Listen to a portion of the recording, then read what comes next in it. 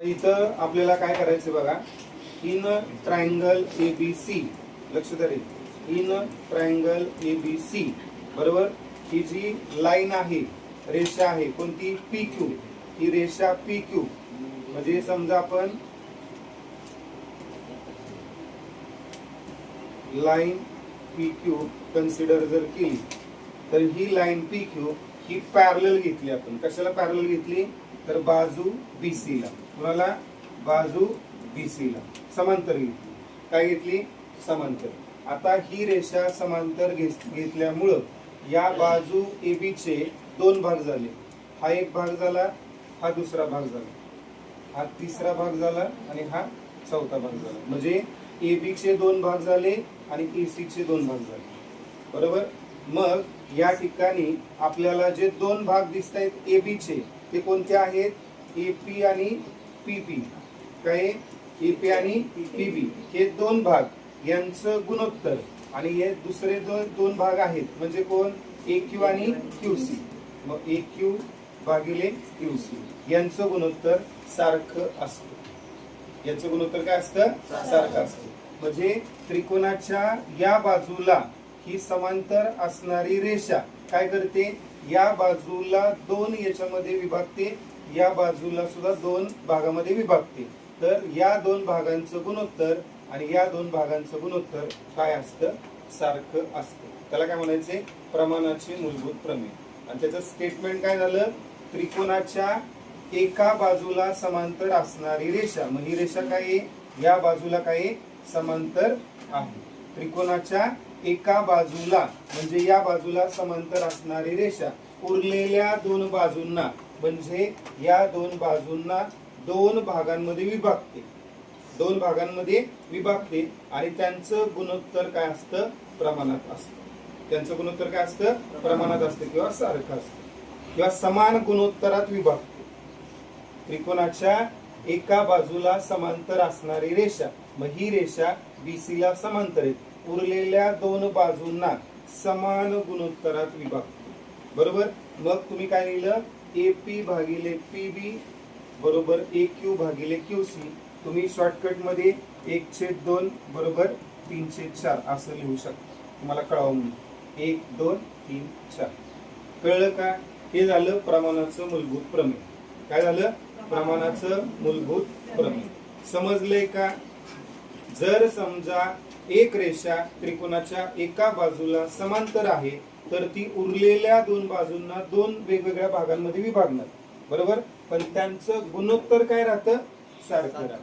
गुणोत्तर काय राहतं, सारखं राहतं. आलं का लक्षात. आता याचा उलटा थेरम आपल्याला सांगावा लागतो, त्याला व्यत्यास म्हणतात. काय म्हणतात, व्यत्यास. Converse theorem of this theorem म्हणजे याचा व्यत्यास बरोबर. मग उलट सांगायचे, जर तर, हे असे दोन वाक्य होती बघा 9वी ला बरोबर.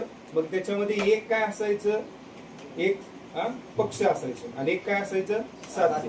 मग साध्य पक्षाच्या जागेवर घेतलं आणि पक्ष साध्याच्या जागेवर घेतलं की ते झालं कॉन्व्हर्स थेरम. त्यालाच आपण काय म्हणायचो, व्यत्यास.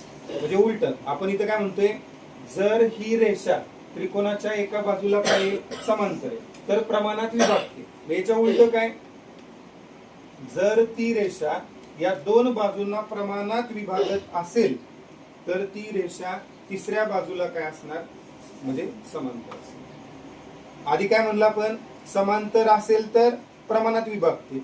मग आता उलट काय येणार, प्रमाणात विभागत असेल तर समांतर असेल. कळलं का. त्रिकोणाच्या दोन बाजूंना प्रमाणात विभागणारी रेषा, ह्या दोन बाजू एबी आणि एसी यांना प्रमाणात विभागणारी रेषा कोणती, पी क्यू. ही तिसऱ्या बाजूला काय असते, समांतर. हा झाला कॉन्व्हर्स. मला सांगा, थेरम समजला का. थेरम समजला का. कुठलाही त्रिकोण घ्या, रेषा कशीही काढा. समजा हा एबीसी आहे, रेषा तुम्ही अशी काढली, मग याचे दोन भाग होतील ना, याचे दोन भाग होतील. मग त्यांचा, या दोघांचा भागाकार आणि या दोघांचा भागाकार. फक्त सिक्वेन्स महत्वाचा आहे. 1 2 3 4 हे चुकलं. आता समजा ह्याला 1 म्हणलं, ह्याला 2 म्हणलं, ह्याला 3 आणि 4 म्हणलं तर उलट येणार. मग तो रेशो सारखा येऊ शकत नाही. सिक्वेन्स पण महत्वाचा आहे. समजलंय का. कुठलीही रेषा तुम्ही कधीही घ्या मध्ये आधी, फक्त ती रेषा काय पाहिजे, समांतर पाहिजे. एका बाजूला काय पाहिजे, समांतर पाहिजे. मग उरलेल्या दोन बाजूंना ती काय करणार, प्रमाणात विभागणार. समजलंय का? बघा आता दुसरं काय दिले बघा, कोन दुभाजकाचं प्रमेय बाळांनो तुम्हाला दिलेले. आता इथं सुद्धा तुम्हाला काय दिसते बघा, तर या ट्रायंगल एबीसी मध्ये, इन ट्रायंगल एबीसी, आता या ठिकाणी जी ही लाईन आपल्याला दिसते याला काय म्हणणार तुम्ही, रे बीडी. हा काय करते, बायसेक्ट करते. बायसेक्ट म्हणजे काय, दुभागते. म्हणजे इथं आणि इथं अँगल काय राहणार आहे, सारखा राहणार आहे. रे बीडी बायसेक्ट्स अँगल, कोणता अँगल, बी. अँगल बी जो आहे त्याला काय केलं, बायसेक्ट केलं. म्हणजे काय केलं, विभागलं. बरोबर, काय केलं, विभागलं. याचा अर्थ असा होतो, तर अँगल ए बी डी म्हणजे measure angle A B D हा इक्वल आहे कुणासारखं आहे, सी बी डी.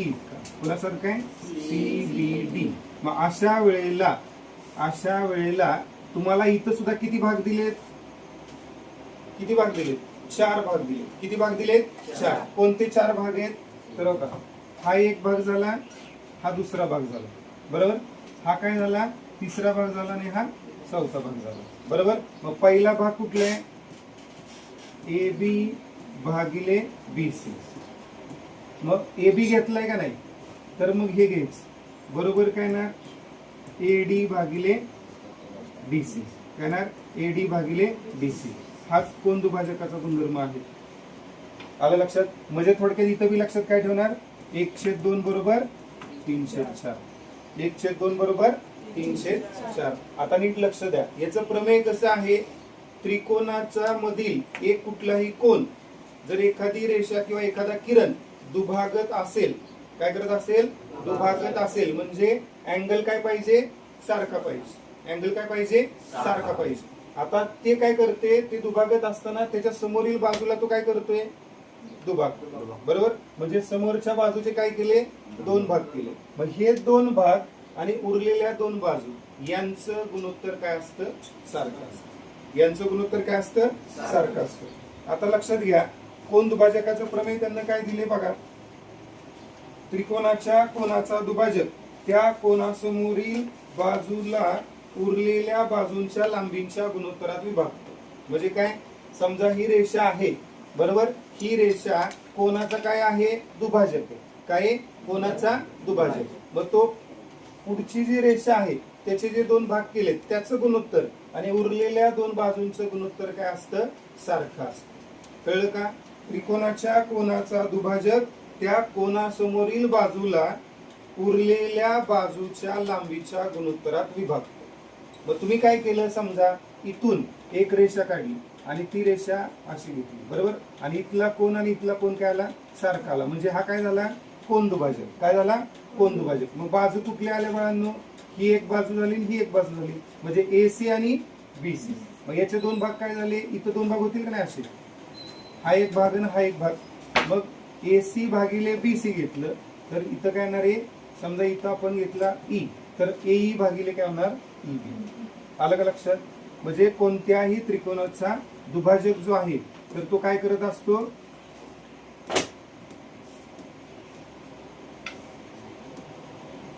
कोनाचा दुभाजक हा काय करतो, त्याच्या समोरच्या बाजूला दुभागतो. पण कसा दुभागतो, उरलेल्या 2 बाजूंच्या गुणोत्तरात. म्हणजे हा जर कोन दुभाजक असेल, बीडी, बीडी कोन दुभाजक आहे, तर समोरच्या बाजूला म्हणजे कुणाला, एसी ला, तो गुणोत्तरामध्ये विभागतो. कुणाच्या, तर ए बी आणि बीसी उरलेल्या 2 बाजूंच्या लांबींच्या गुणोत्तरामध्ये विभागतो. म्हणून आपण काय लिहिलं, ए बी आणि बीसीचा भागाकार. आणि या बाजूचे 2 भाग कोणते, एडी आणि डीसी. यांचं गुणोत्तर काय असतं, सारखं असतं. गुणधर्म महत्वाचा आहे. कळलं? प्रमेय पेक्षा गुणधर्म महत्वाचे. प्रमेय तुम्हाला पूर्ण सोडवता नाही आलं तरी चालते, परंतु गुणधर्म महत्वाचा आहे. गुणधर्म लक्षात राहिलं तर तुम्हाला एक्झाम्पल सुटणार आहे. कळलं का? उदाहरणं जास्त येतात, उदाहरणं जास्त येतात, प्रमेय फार कमी याच्यामध्ये येत असतात. त्यामुळं तुम्हाला हा गुणधर्म महत्वाचा आहे. कळलंय का? गुणधर्म समजलाय? कुठलाही कोन कधीही दुभागू शकतात. कळलं? फक्त त्याचा सिक्वेन्स आहे, म्हणजे 1 कुणाला म्हणायचं, 2 कुणाला म्हणायचं, 3, 4 हे महत्वाचं. 1 2 3 4 चुकलं तर गुणोत्तर चुकणार, गुणोत्तर चुकलं की तुमचं उत्तर चुकणार आहे. कळलं का? बरोबर. पुढं आता हे लक्षात आलंय का? समजा तुम्ही काय केलं, ए मधून इथून अशी एक रेष टाकली, बरोबर. तर या बाजूचे काय झाले, 2 बाजू. या 2 बाजूंचं गुणोत्तर आणि या उरलेल्या 2 बाजूंचं गुणोत्तर बी काय येणार, सारखं येणार. कळलं का? समजलं? त्याच्यानंतर पुढं आता याचा पण व्यत्यास होऊ शकतो. आणखी एक महत्वाचं, समजा आपण असं मानलं की एखादी रेषा काय करते, त्याच्या समोरच्या बाजूचे 2 भागामध्ये विभागणी करते, त्याचं गुणोत्तर आणि 2 बाजूंचं गुणोत्तर जर सारखं असेल तर ही रेषा त्या कोनाचा काय असते, दुभाजक असते. दुभाजक असेल तर प्रमाणात विभागणार आणि प्रमाणात विभागत असेल तर दुभाजक असणार. जसं इथं याचा व्यत्यास आहे तसं याचा पण व्यत्यास तुम्ही घेऊ शकता. समजलं का? पुढं आता 3 समांतर रेषांच्या आंतरछेदनाचा गुणधर्म काय आहे, नीट लक्ष द्या रे.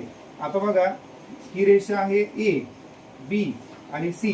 ह्या 3 रेषा एकमेकांना काय आहेत, समांतर. मग तुम्ही असं लिहू शकता, काय लिहिता येईल आपल्याला इथं,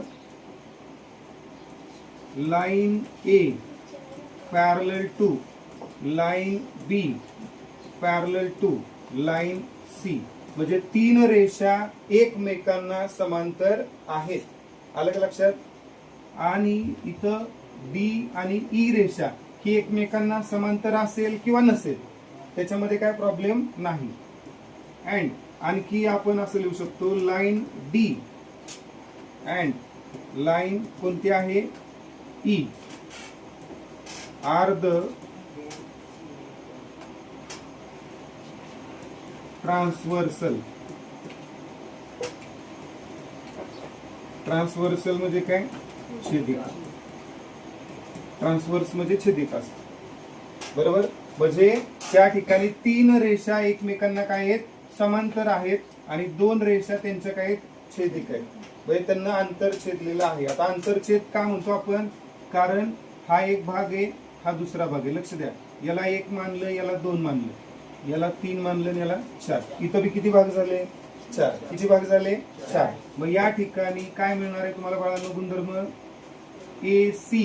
हा एक भाग झाला ए सी, दुसरा भाग काय झाला सीई. यांचं गुणोत्तर इकडं काय येणार आहे, तिसरा भाग बीडी भागिले काय येणार आहे, डीएम. आलं लक्षात? मग हे गुणोत्तर काय असतं, सारखं असतं. गुणोत्तर काय असतं, सारखं असतं. मग इथं बी लक्षात काय ठेवणार, 1/2 बरोबर 3/4. म्हणजे तुमच्या समोर प्रश्न आला की नाही की पहिलं डोक्यात ठेवायचं, पेन्सिलनं काय करायचं, 1/2 आणि 3/4 लिहायचं. कधी लिहायचे, प्रमाणाचा मूलभूत प्रमेय दिसते आपल्याला, कोन दुभाजकाचा गुणधर्म दिसतोय किंवा 3 समांतर रेषांचा गुणधर्म दिसतोय, त्यावेळेला 1 2 3 4 असे आकडे दिले तर तुम्हाला कुणाचा भागाकार, कुणाचा रेशो, कुणाचं गुणोत्तर घ्यायचं हे समजणार आहे.